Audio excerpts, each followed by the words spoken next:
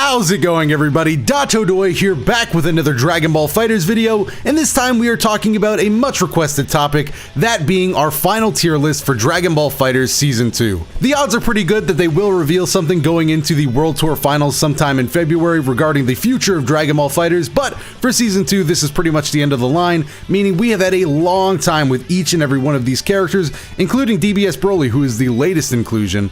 Even we have a couple weeks with him now, so this is really probably the best time to be doing a video like this. Quick disclaimer, as with all tier list videos, this is just going to be my opinion on the characters in this game. Tier lists can mean a lot of different things to a lot of different players, top players, beginners, middle level players, and even within those groups, people's opinions usually vary, so definitely let me know down below in the comments what your thoughts are on Dragon Ball FighterZ and where you think some of the characters should land in terms of strength. Oh, you'll notice another thing I did here was I kind of limited to only C, because even the worst characters in FighterZ, due to the nature of it being a tag team fighting game, aren't really bad, and the system mechanics in FighterZ really lend themselves to making that if you're just a good player and you know your way around on defense, you know, you'll get the job done with pretty much anybody here. Some characters are just better than others though, but no character you're picking here is really like a joke character or just so bad that you really shouldn't even bother. With that said though, I think it's pretty easy, just bop and bop. Those are the only two characters I think you could put in C tier. Actually, hold on, let me get him a little friend here, Blue Vegeta. If I were to organize this by strength, I would probably put it like something like this maybe. But yeah, this is probably the level of strength I would put inaccurate C tier. Blue Vegeta, I think you could just use some additional tools. Nobody's really playing him at a high level. You just don't really see him too often. Again, it's not like he can't get the job done. He has a low hitting 2L, all of the normals of a Vegeta, but his assist is a little underwhelming, and just his toolkit in general is a little underwhelming, especially when compared to other Vegetas in the game that are just so much better that even if you're a fan of Vegeta, it makes picking Vegeta Blue a little harder to do. Krillin, on the other hand, has some really strong components, and I do not think he's the worst in the game at all. In fact, if I was doing this entirely based on my heart and not the fact that there's probably a Blue Vegeta main out there that also feels this way, I would say Krillin could be in B tier, maybe low B tier, but you know, he has a lot of strong stuff. His post-vanish game, his Kamehameha, all of those things are so good, but the fact it's a team fighting game and Krillin's assist is just super awful really makes him difficult to use, because when you switch him out, it really honestly feels like you just have a dead character. And then the character that I have in dead last, that is Jiren. What an unfortunate character Jiren has turned out to be. He just struggles in so many areas, even in areas where it seems like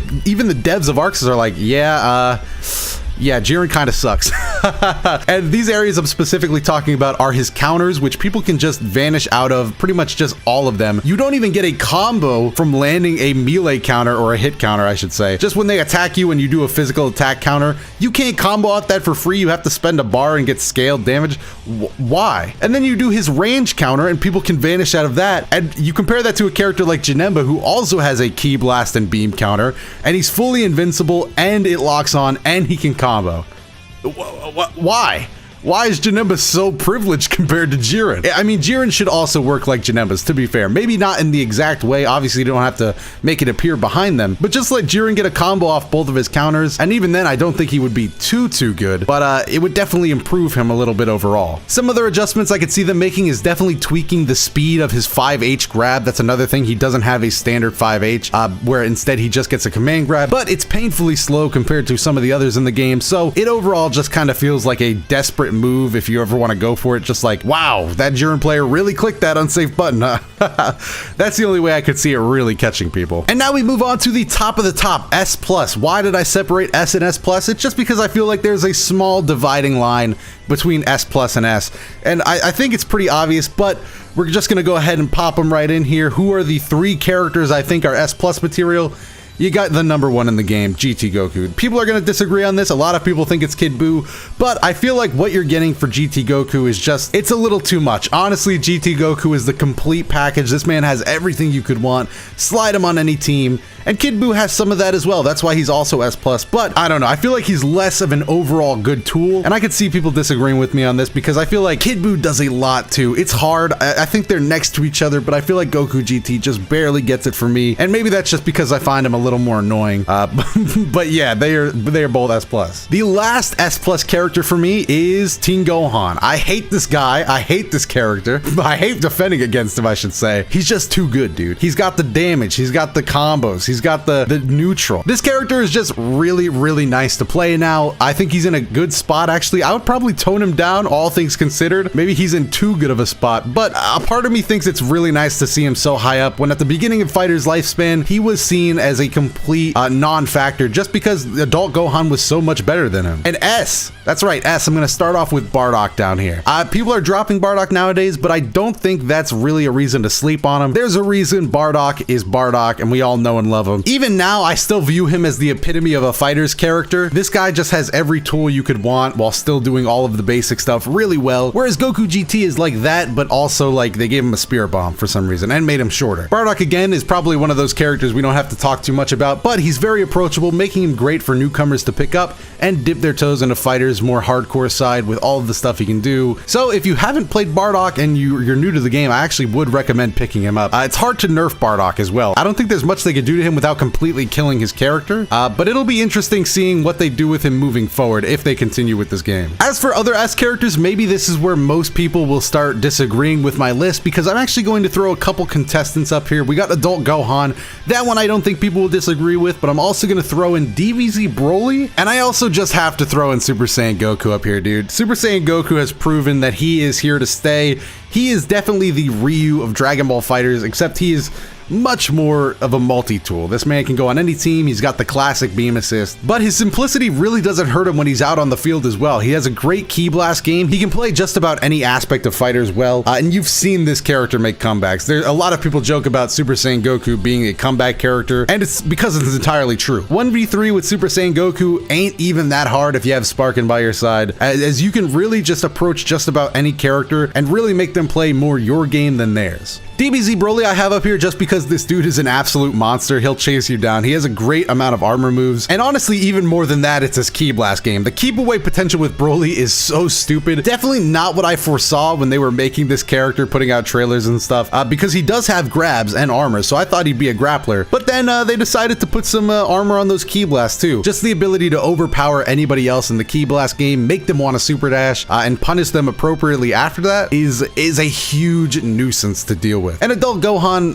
again, we don't really have to talk about him too much. He's pretty much just Teen Gohan with a very good level 1 super. Still insane what this character is able to do off of a level 1 with the snap stuff. So Adult Gohan probably has one of the best level 1 supers in the game with that power up. I don't know if I really want to do this. I just thought about this now, but I think I'm also going to add base Vegeta to S. I don't know if I want to stick with that though, but he is a very solid character. I'm going to do it just because, man, he's so good. The Ki Blast, the kicks, it's crazy how slept on this character was until a few months ago, but now that he's here, I definitely think he's proven he has the tools to stay. I don't even think they really need to nerf this character. I think he's in a great spot. I could move him down to A though. I'm gonna keep him in S for now. We'll see if I change my mind later on, but it's gonna be hard. It's gonna be hard leaving him up there, I think, because he could definitely be top of A, no question, but S, I don't know. I think it suits him well. A is where you're going to start seeing a majority of the cast of fighters. This is where you got characters like Vegito that are so good. Yamcha's definitely up here as well, and you could just fit in so many. Trunks, Gotenks, Android 21. This isn't even in order, by the way. Maybe I move Gotenks back here. Goku Blue, Zamasu, Janemba, Cell is for sure up here. Seeing Super Saiyan Vegeta below base Vegeta makes this really hard. But I think that's true. I honestly think that might be the case, or am I losing it? And the last character I'm going to put in A is probably going to be base Goku. He is last, but I don't actually think he's last. It's insane how popular base Goku got after Wawa picked him up. Just dominated, really showing some of the strengths of the character. And yeah, what else can you say? The Spirit Bomb, super good for the damage. It's great. Just a really good character. His assist is annoying as well. That stupid assist with the block stun and the two-way hit. Oh God, I hate base Goku. I hate base Goku. And B, this is where you're going to see some of those lesser characters, but still very deadly in the hands of the right people. Think 17, probably my #1 pick, followed by, oh, what? I didn't put 18 in A? Let's go up there. But yeah, B is like those characters you see when you see a main of them, you're like, oh man, that guy's gonna mix me up.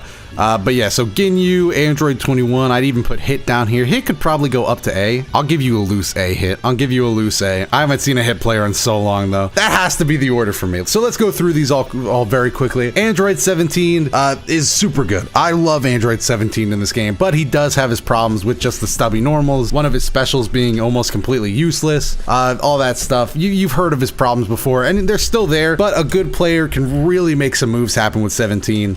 So I like to keep him right up there with B. Same goes for Beerus, really, and Android 16 is probably the saddest character for me in B. The thing is, you really don't see people playing him anymore. He's taken a lot of nerfs. He's not the king of fighters that he used to be. I don't know. I kind of hope he gets buffed at least a little again, maybe with some new tools or something, because I don't know. It's sad seeing him down here, in my opinion. I mean, obviously, you could probably push him up to A. I think he's more of a B now. I think he's more of that character that you just don't see enough these days. Ginyu is another one of those characters that could desperately use a buff. He's just kind of fallen out of favor, even with the hidden low tier Ginyu mains that will like ruin your day. Even there, he's kind of fallen out of favor because people have just figured him out at a higher level. So Ginyu could definitely use some more tools, maybe a different way to call out the Ginyu Force or something like that, cycle through him, more combo potential, stuff like that, something to get the Ginyu mains back up and running again. Tien, just kind of too much of a basic character, I guess, to go any higher than A for me. The Dodon Ray assist is pretty nice, I'm not gonna lie, but he's just such a standard character. I mean, again, the game's so close, you could kind of merge these two, or if you show me a decent player on nowadays, I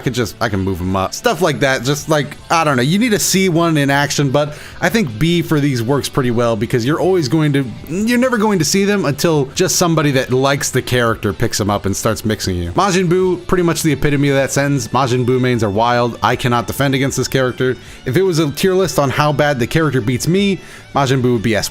It's not even a joke. The character ruins me. Frieza as well would probably be S+ if we were on that tier list. The keep away game, he's probably one of the more keep away focused characters in the game along with DBZ Broly, but that's to be expected when he has those annoying Ki Blast, the rocks, and the destructive disc that now give hard knockdown. Videl, that's just a sad character to see, man. I wish Videl was stronger in this game, but it just wasn't meant to be, I guess. You need to give her some buffs, Arxis. Give her something that'll get people experimenting with her again so we could see her in more tournaments and stuff like that. And Nappa is a character many consider to be C, or I would probably put him down here, but I just really like what the character can do now. He's pretty annoying with the amount of lows. I'm not saying he's high. I would actually put him last in B, because that's where I feel like he belongs. He's got decent stuff, better stuff than these three, but still, he's only Nappa. He's got to go at the bottom of B. And that about wraps up my tier list for Season 2 of Dragon Ball FighterZ. You can let me know your thoughts down below. Honestly, I could see myself changing the A is the only one not ordered, by the way. This is not in order at all.